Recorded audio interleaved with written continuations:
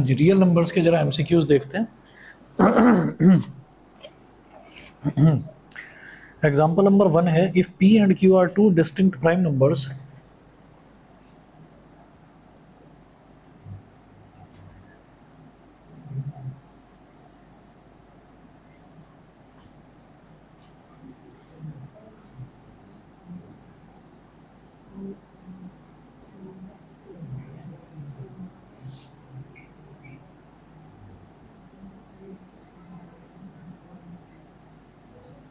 if p and q are two distinct prime numbers, then their HCF is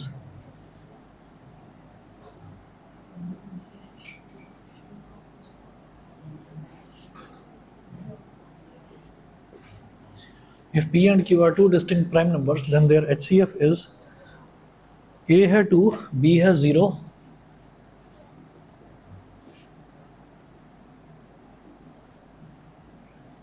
c है either 1 और 2,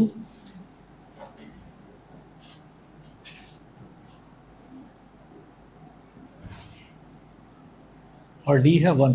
ठीक है, तो if p and q are two distinct prime numbers, तो दो अलग अलग p और q दो अलग अलग प्राइम नंबर्स दे रखे हैं। ठीक है, p और q दो अलग अलग प्राइम नंबर्स दे रखे हैं, और ये पूछ रहे हैं कि उसका ना HCF क्या होगा। तो HCF कैसे निकालते हैं? HCF का मतलब क्या है कि एक ऐसा नंबर जो दोनों नंबर्स को डिवाइड कर दे। तो p और q कोई नंबर्स तो है नहीं, अल्फ़ाबेट्स हैं। तो दुनिया के कोई भी नंबर्स हों, अल्फ़ाबेट्स हो, कुछ भी हो, 1 तो उसको डिवाइड करेगा ही ना, है ना। तो 1 जो है वो 1 इसका HCF हो जाएगा। ठीक है, 1 इसका HCF हो जाएगा, क्योंकि 1 p को भी डिवाइड करेगा और 1 q को भी डिवाइड करेगा। ठीक है, समझ गए। चलिए जी, तो एग्जाम्पल 2 देखिएगा। एग्जाम्पल नंबर 2, एग्जाम्पल 2 में है, if p and q are two distinct prime numbers,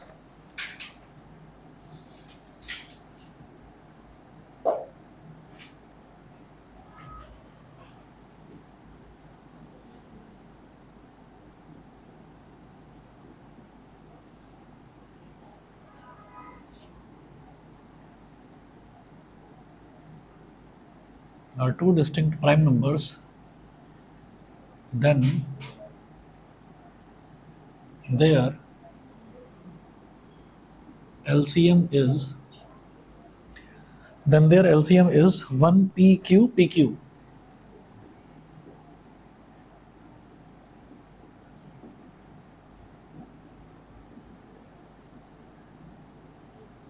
बताइए क्या हो जाएगा LCM?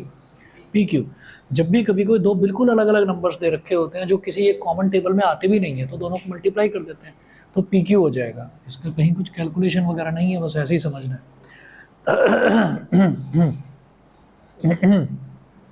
ये एग्जाम्पल नंबर 2 था। एग्जाम्पल नंबर 3 देखिएगा। मैं आर डी शर्मा में, जो ये आप लोगों के पास भी मिली होगी आर डी के साथ में ना, मैं उसमें से करवा रहा हूँ। एग्जाम्पल नंबर 3 देखिए, let P be a prime number, the sum of its factors is.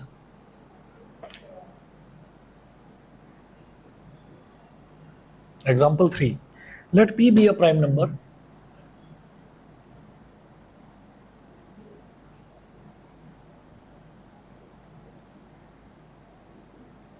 let p be a prime number, full stop, the sum of its factors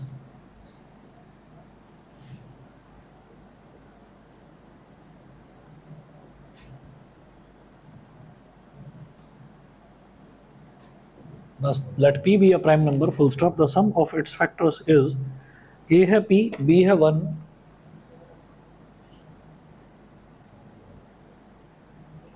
a है p, b है 1, c है p plus 1 और d है p minus 1।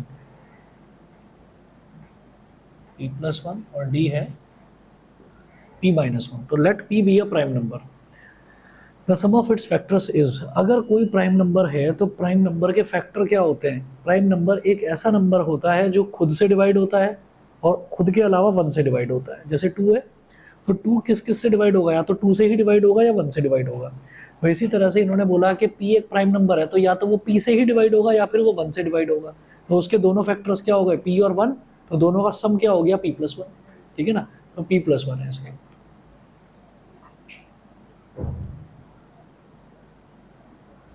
Example number 4 देखिए, example 4 में है let P be a prime number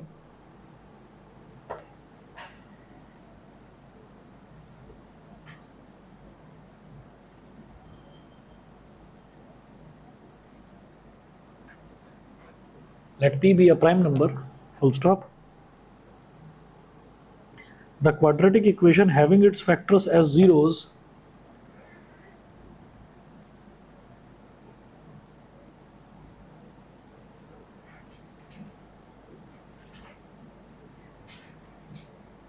the quadratic equation having its factors as zeros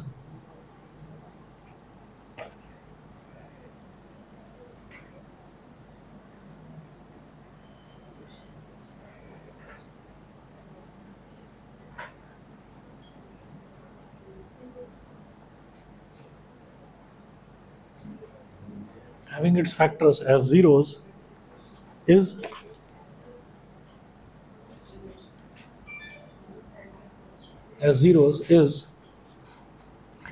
x square minus px plus p is equal to 0.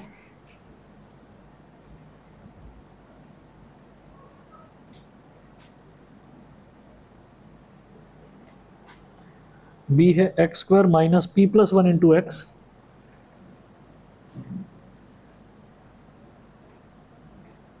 minus p plus 1 into x plus p is equal to 0.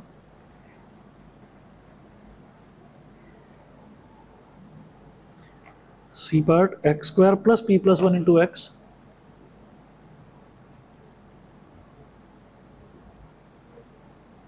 plus p is equal to 0. और fourth part क्या दे रखा है कि x square minus P x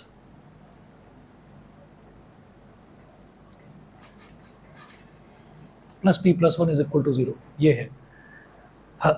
तो अब आप ये देखिएगा कि इसमें वो पूछ रहे हैं let p be a prime number the quadratic equation having its factors as zeros is having its factors as zeros. Factors as zeros का मतलब क्या है? वो कह रहे हैं p कोई प्राइम नंबर है, ठीक है, और आपको वो क्वाड्रेटिक इक्वेशन बतानी है having its factors as zeros. Having its factors as zeros मतलब कि उसके जो फैक्टर्स है ना वही उसके जीरोज भी हों, ठीक है.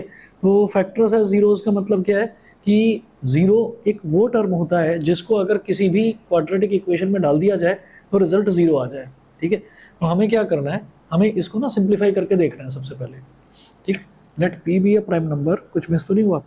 The quadratic equation having its factors as zeros is, तो देखिएगा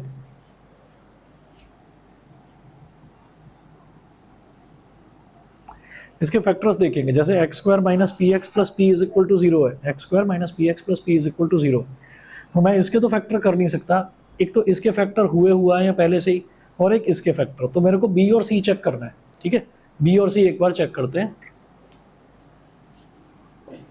तो एमसीक्यू में कई बार क्या होता है कि जो ऑप्शंस हैं उन ऑप्शंस को सॉल्व करके देखना होता है कि कौन सा सही फिट बैठ रहा है.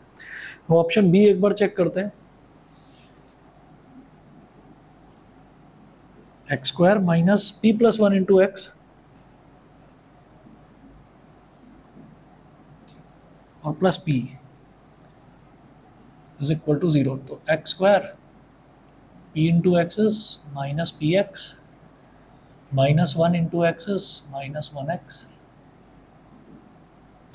तो इधर x ले लिया कॉमन तो ये हो गया x माइनस पी, इधर माइनस 1 ले लिया कॉमन तो x minus P is equal to 0.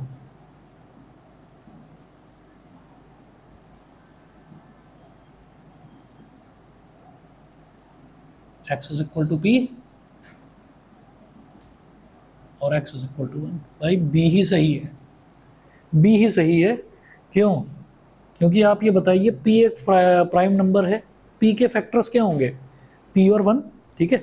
और इस क्वाड्रेटिक इक्वेशन के सॉल्यूशन क्या आ रहा है? जो सॉल्यूशन आ रहा है उसी को तो जीरोस बोलते हैं. तो वो क्या आ रहा है? वो p और 1 ही आ रहा है. तो इसका मतलब b ही ऑप्शन सही है, ठीक है.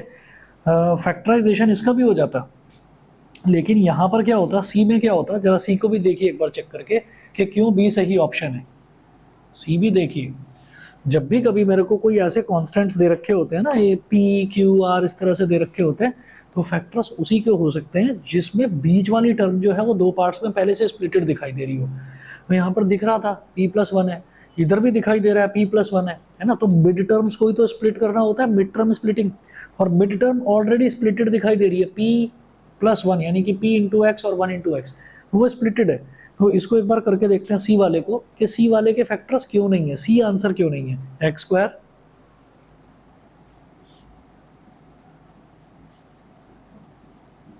Plus p+1 into X plus p is equal to 0, ठीक है। p into X is P X, 1 into X is X plus p is equal to 0। पहला और दूसरा जो टर्म है इसमें से x ले लेंगे कॉमन, तो ब्रैकेट में क्या बचा, x प्लस p, ठीक है। तीसरे और चौथे में से 1 कॉमन लेंगे तो ब्रैकेट में क्या बचा, x plus p is equal to 0। तो रिजल्ट क्या आ गया, इधर x प्लस p है, इधर x प्लस p कॉमन ले लिया, x plus p into X plus 1 is equal to 0। तो x plus p is equal to 0 और x plus 1 is equal to 0। तो यहाँ से x की वैल्यू आ गई -p और यहाँ से x की वैल्यू आ गई -1। तो -p और -1 आ रहा है। p एक प्राइम नंबर है, p के फैक्टर्स जो हैं या तो खुद वो p और या फिर 1। तो p x is equal to p और x इज इक्वल टू 1 ये ज़्यादा अप्रोप्रिएट है। समझ गए, ऑप्शन बी इसका आंसर है। भास्कर बताओ, क्लियर है? ठीक है, अगला देखिएगा example number 5।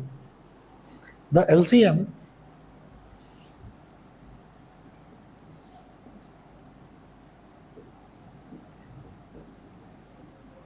LCM of the smallest two-digit composite number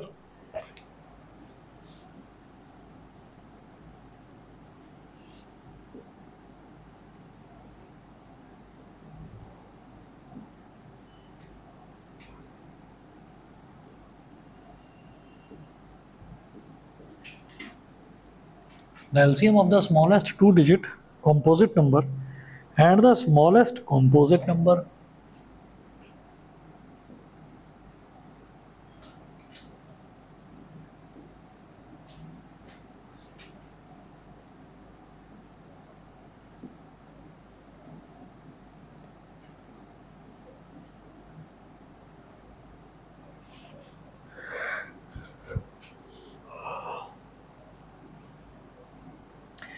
the LCM of the smallest two-digit composite number and the smallest composite number is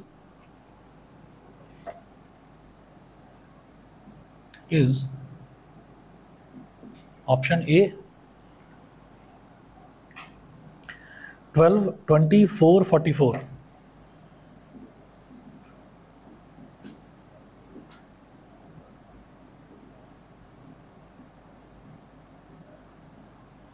twelve, 24 और 44, ठीक है।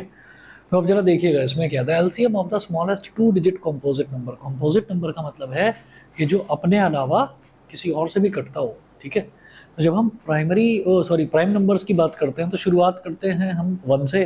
तो 1 को हम कहेंगे कि 1 तो खुद से ही कटता है और किसी से तो डिवाइड होता नहीं। हालांकि 1 जो है एक आइडेंटिटी होती है, 1 जो है 1 कभी भी प्राइम नंबर या कंपोजिट नंबर में नहीं आता, ठीक है। तो 1 को छोड़ दीजिए, फिर 2 पहला प्राइम नंबर है, 3 दूसरा प्राइम नंबर है और 4 जो है वो पहला कंपोजिट नंबर हो गया, ठीक है। तो हम यहाँ पर लिखेंगे इसके सॉल्यूशन में स्मॉलेस्ट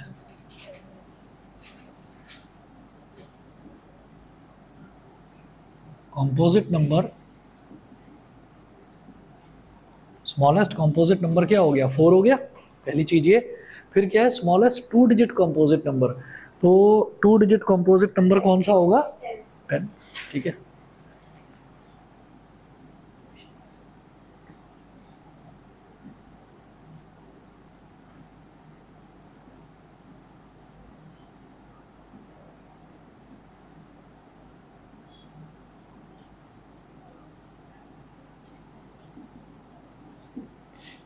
तो smallest two digit composite number जो है ये हो गया 10, ठीक है।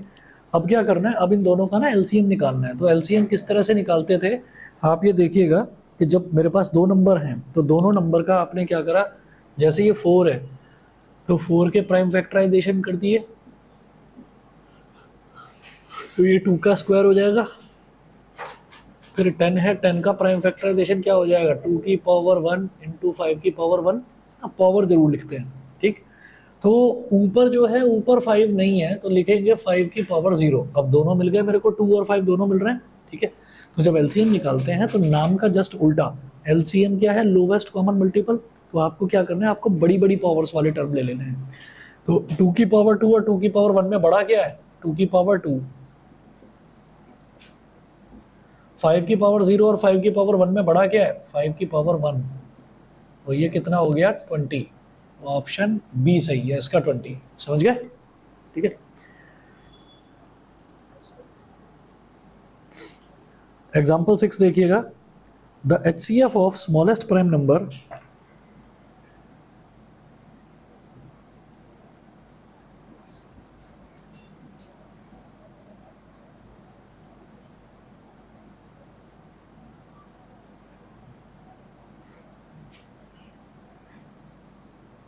the HCF of smallest prime number and smallest composite number is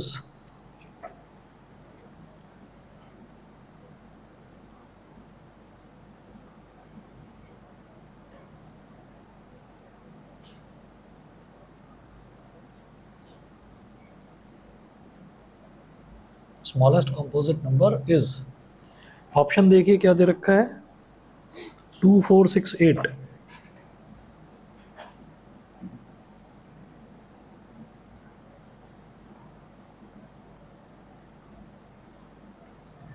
2 4 6 8 ये दे रखा है। तो HCF of smallest prime number and smallest composite number, तो सबसे छोटा प्राइम नंबर 2, सबसे छोटा कंपोजिट नंबर 4 है ना।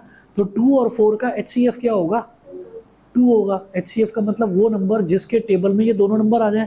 तो सबसे छोटा प्राइम नंबर 2, सबसे छोटा कंपोजिट नंबर 4, तो 2 के टेबल में दोनों आते हैं। तो HCF क्या हो गया, 2 हो गया। तो ऑप्शन ए इसका सही आंसर है। इसके बाद एग्जाम्पल नंबर 7 देखिएगा, the smallest number divisible by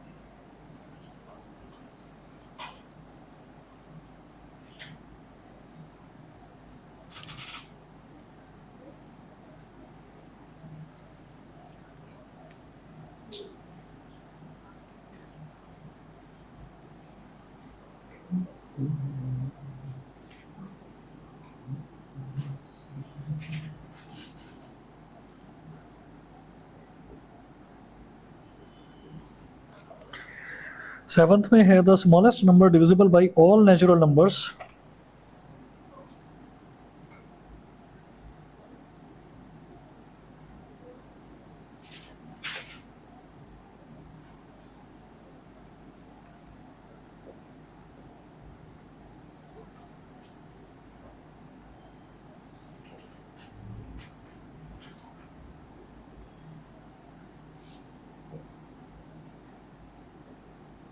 the smallest number divisible by all natural numbers between 1 and 10 both inclusive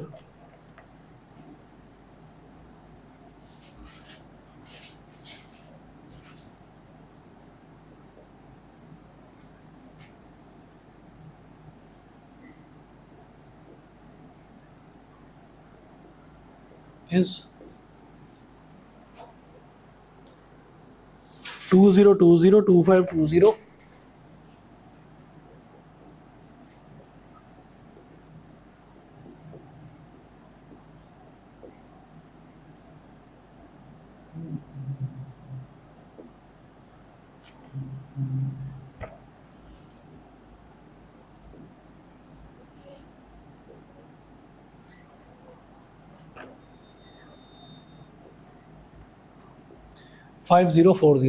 MCQs करने के भाई अलग अलग तरीके होते हैं। अब अब एक बच्चा क्या करेगा कि इस क्वेश्चन में लगा रहेगा, क्या करेगा, 1 से लेकर 10 तक the smallest number divisible by all natural numbers.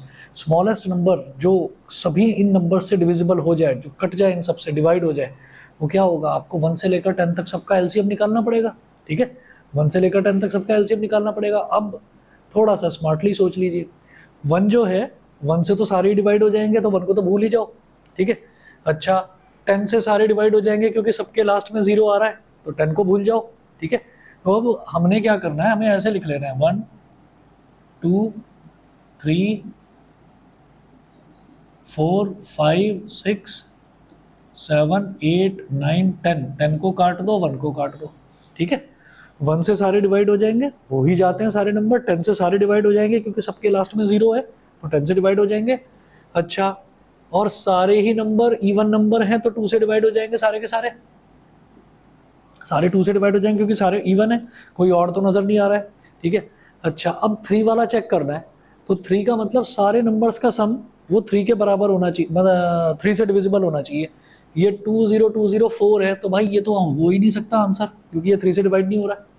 तो ऐसा नंबर जो इन सब से डिवाइड हो जाए, ठीक है, 1 से लेकर 10 तक सारे नंबर से डिवाइड हो जाए, 2 5 2 0 2 और 5 7 और 2 9 और 0 9, यानी कि ये हो सकता है, तो इसको छोड़ देते हैं, इसको भी काट दो, ये भी नहीं हो सकता, ये भी नहीं हो सकता। ठीक है, और ये हो सकता है। तो अब हमारे पास 2 ऑप्शन बच गए, बी और डी।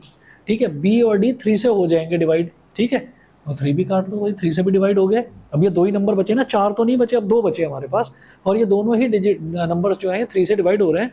1 2 और 10 से तो हो ही रहे थे, वो तो हमने पहले ही चेक कर लिया। अब जरा 4 चेक कर लो। ठीक, अच्छा इसमें भी 0 है लास्ट में, और इसमें भी 0 है, तो भाई 5 से भी डिवाइड हो जाएगा, 5 को भी काट दो, 5 भी चेक नहीं करना। ठीक है, 4 से देख लो जरा, 4 6 24, 25 माइनस 24 इज 1, 1 2 12, 4 से हो गया। 4 1 4, 5 माइनस 4 इज 1, 1 0 10, 4 2 8, 10 माइनस 8 इज 2, 2 4 24 हो जाएगा 4 से, 4 को भी काट दो। ठीक है, अभी अगर कोई चीज़ प्रॉब्लम कर सकती है तो वो 7 कर सकता है, तो जरा 7 देख लेते हैं, 6 को देख लेंगे अभी। ठीक है, 7 को भी देख लेते हैं जरा, तो 7 देखते हैं भाई।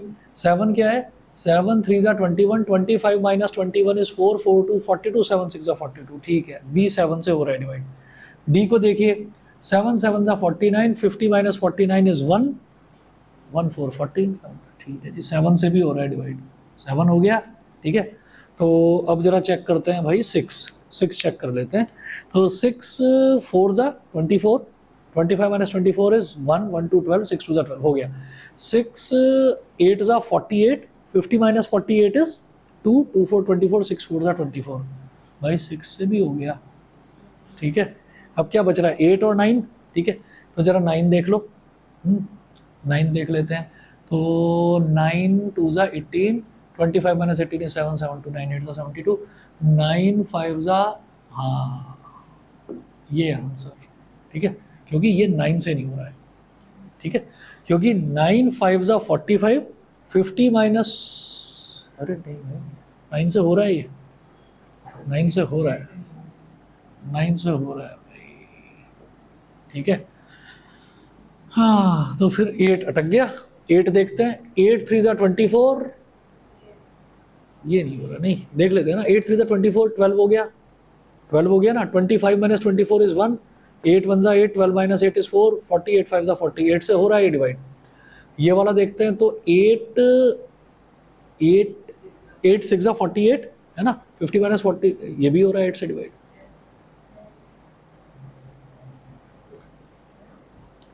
The smallest number divisible by all natural numbers between 1 and 10. हाँ, LCM तो निकलेगा। अच्छा तो एक बात तो बताओ, सुनो, आंसर तो यही होगा 2520। बताओ कैसे, 2520 को 2 से मल्टीप्लाई करो, 5040 आ रहा है, तो स्मॉलेस्ट नंबर तो यही हुआ।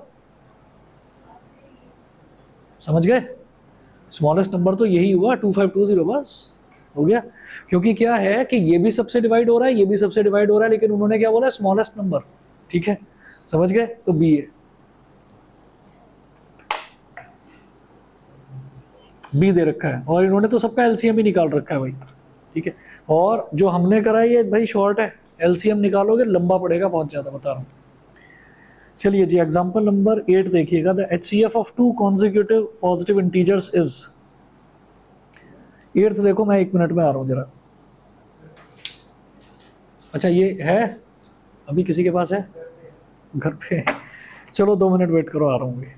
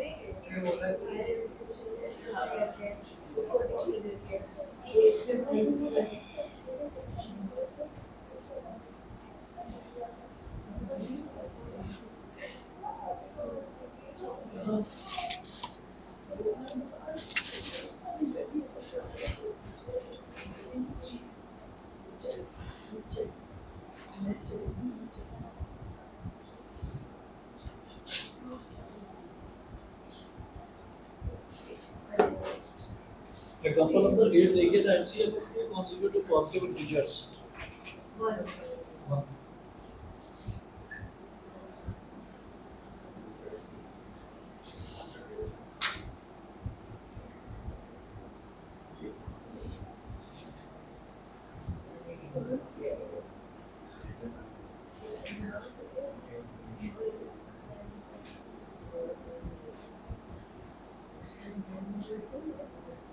The HCF of two consecutive positive integers is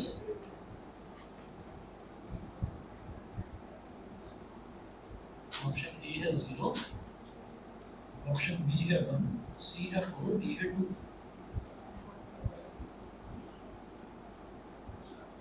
ये चार ऑप्शंस दे रखे हैं, दो consecutive positive integers है, तो consecutive मतलब एक के बाद एक आने वाले, तो एक के बाद एक आने वाले ऑब्वियसली किसी टेबल में तो आएंगे नहीं, और अगर टेबल में आएंगे तो वन की टेबल में आएंगे, तो वन ही आपका HCF है ना, ये इसका HCF है. एग्जांपल नंबर 9 देखिए. Let n be a natural number, note कर रहे हैं. Let n be a natural number, then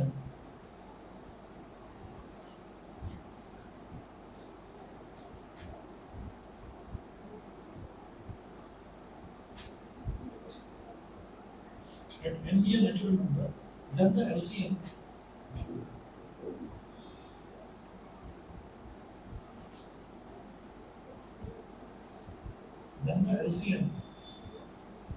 n comma n plus 1 is n comma n plus 1 is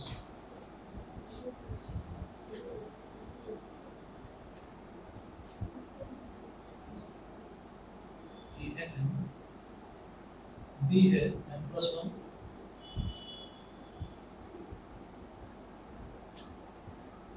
C है n into n plus 1 और D है 1.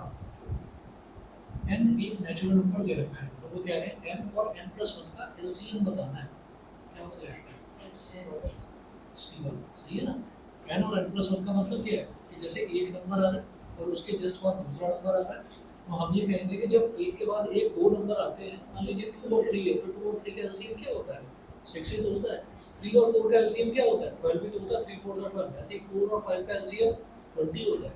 ठीक है ना. तो जब भी कभी एक के बाद एक आने वाले नंबर है तो एक्सेप्शंस मिलेंगे आपको काफी, लेकिन फिर भी एक के बाद एक आने वाले जो नंबर होते हैं उन्हें एलसीएम अगर निकालते हैं तो दोनों को मल्टीप्लाई करते हैं.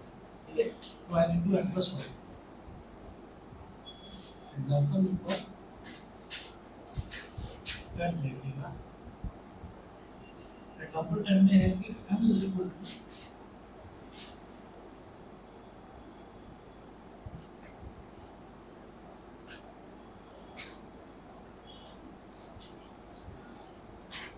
d n plus r, where m and r positive integers,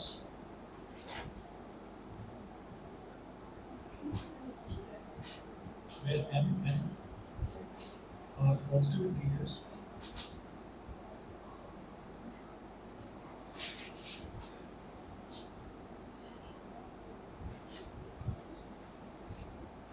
where m and r positive integers and d and r are integers,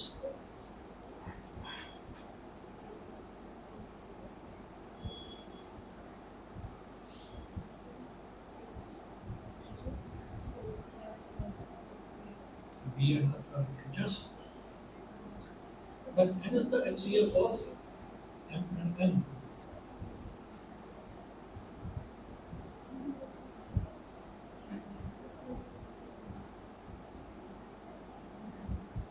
And small n is the HCF of m and n if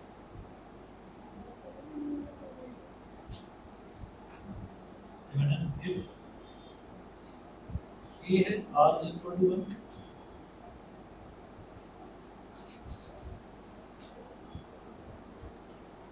B है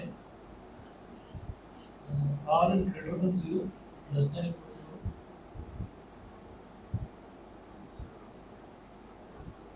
C है R is equal to 0, और D है R is equal to 1.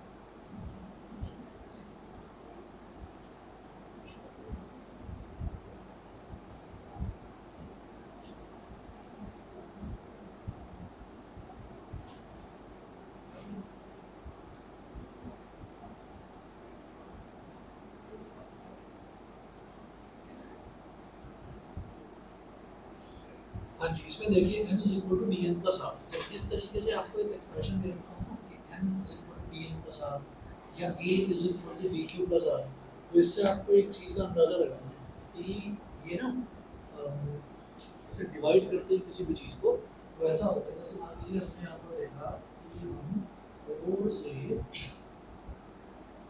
3 को divide कर रहे हैं, ठीक है, या 15 को डिवाइड कर रहे हैं,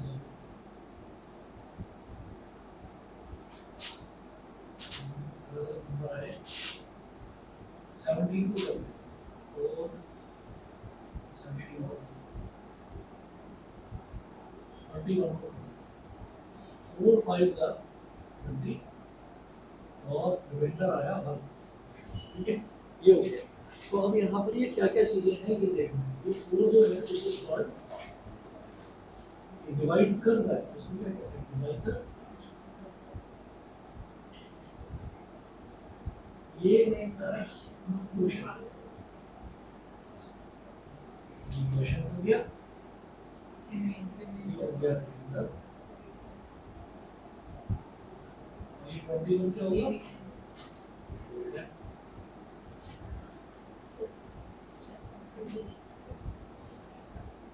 अब आप क्या कहेंगे डिविडेंड इज इक्वल टू क्या कहेंगे divisor into quotient plus remainder, 4 5 20 20 plus 1 is 20, एक हो गया, तो डिवाइजर इनटू क्वोशिएंट प्लस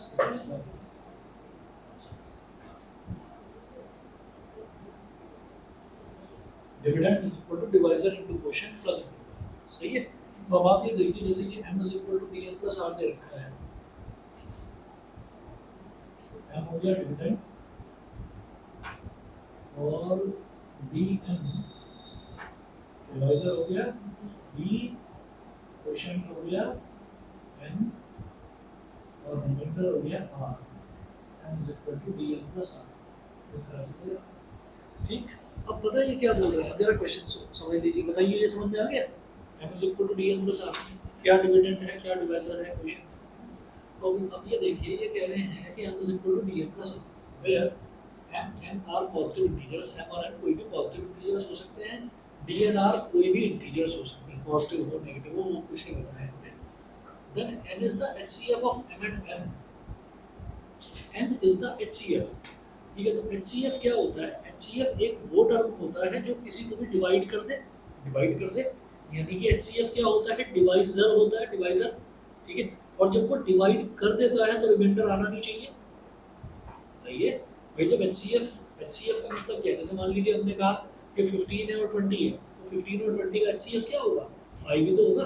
तो 5 वो हाईएस्ट नंबर है जो 15 को भी डिवाइड कर रहा है, 20 को भी डिवाइड कर रहा है। तो 5 3 जा 15, क्या कुछ रिमाइंडर बच रहा है, कुछ नहीं, 0, ठीक है। और इसी तरह से 5 4 जा 20, तो रिमाइंडर कुछ नहीं बच रहा। तो वही उन्होंने पूछा है कि r की वैल्यू क्या 1 होगी, है ना, तो हम ये कहेंगे नहीं भाई नहीं, ना 0 से 1 के बीच में r तो 0 ही होगा। कैसे, वो कह रहे हैं n is the HCF of m and n, तो n जो है वो क्या है, n यहाँ पर n is the HCF of m and n,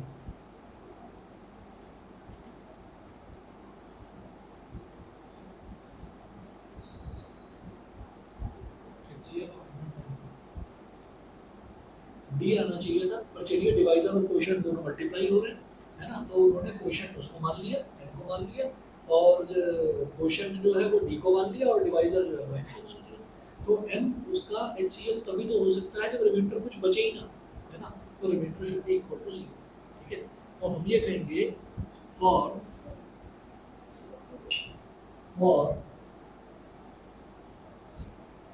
any divisor to be for any divisor to be HCF, the remainder should be 0.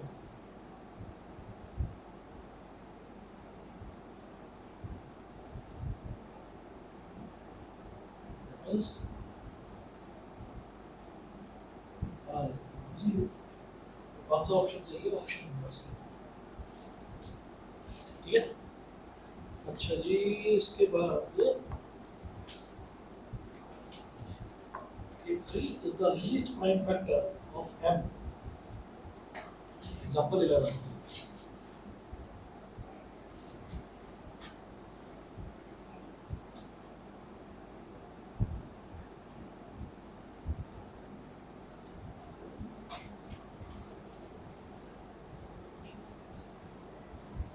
three is the least prime factor of m and 5 is the least prime factor,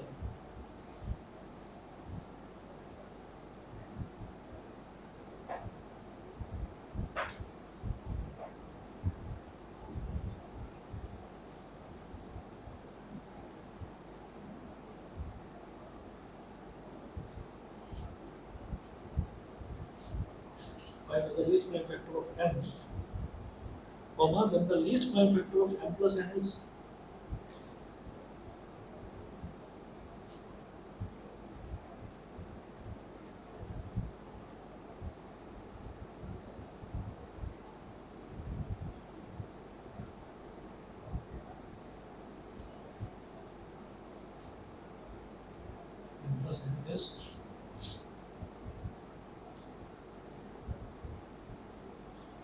11, 2, 3, 5.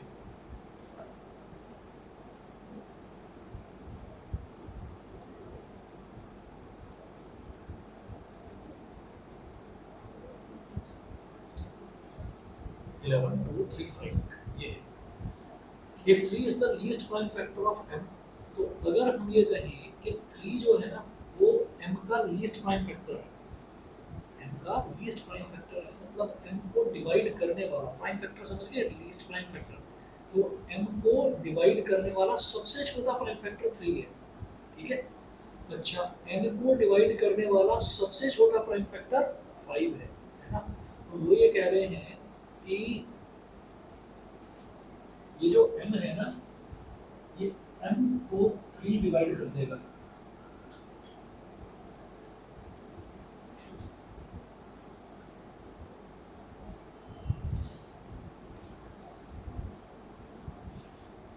समझना ना समझ में आप बता देना।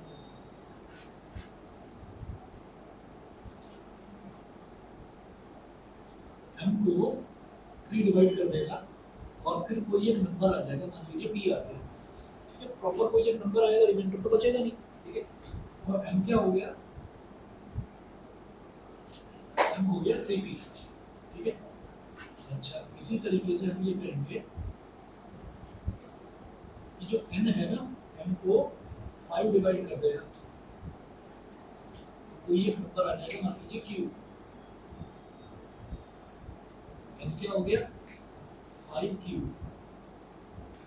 m is equal to 3p, m plus n क्या हो गया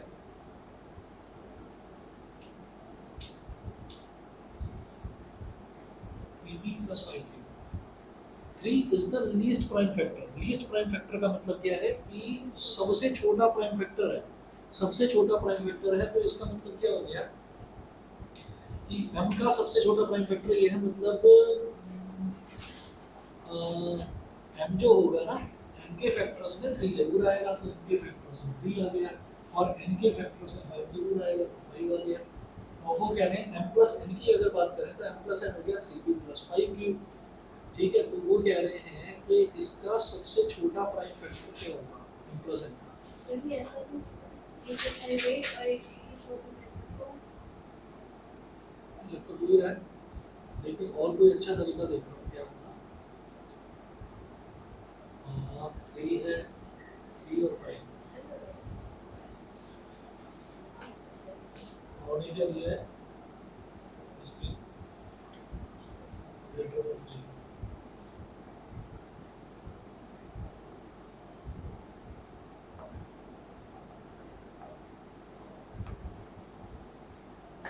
बहुत बढ़िया तरीके से समझा है।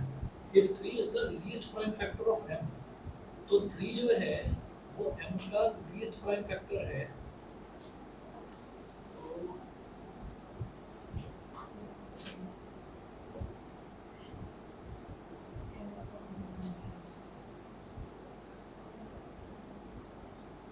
3 is the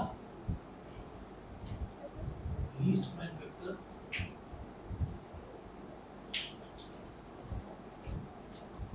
of m. Least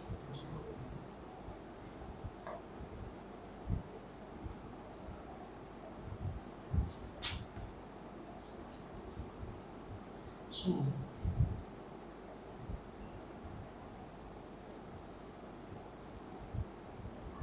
other factors of m are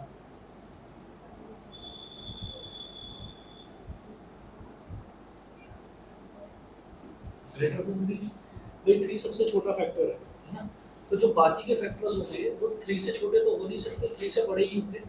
3 से बड़े ही होंगे तो 3 से छोटा नहीं हो सकता कोई फैक्टर, इसका मतलब 2 नहीं है इसका फैक्टर। ये बात समझ में आ गई कि 3 इसका सबसे छोटा फैक्टर है, तो 3 से छोटा फैक्टर तो हो नहीं सकता।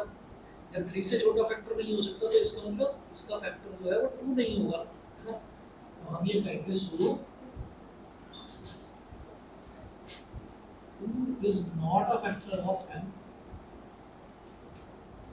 therefore m is odd।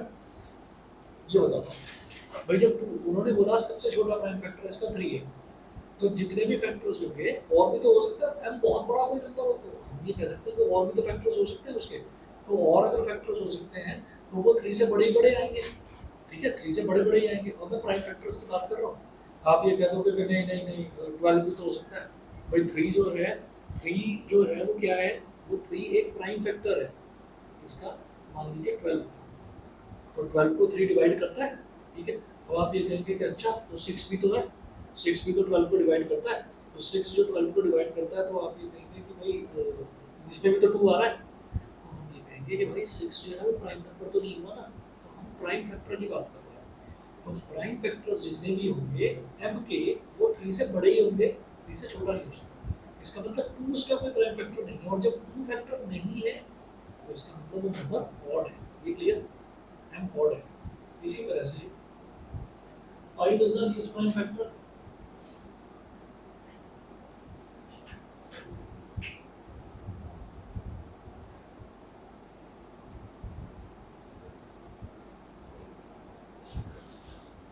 of n, again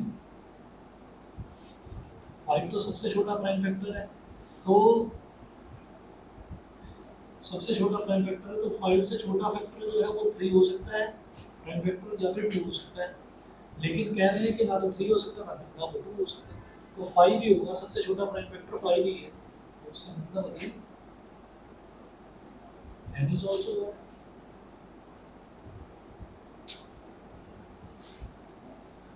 n is also odd, n भी odd होगा। और जब दो ऑड नंबर्स को ऐड कर देते हैं तो m plus n will be even, bracket में दो always, इसलिए आंसर है 2 is।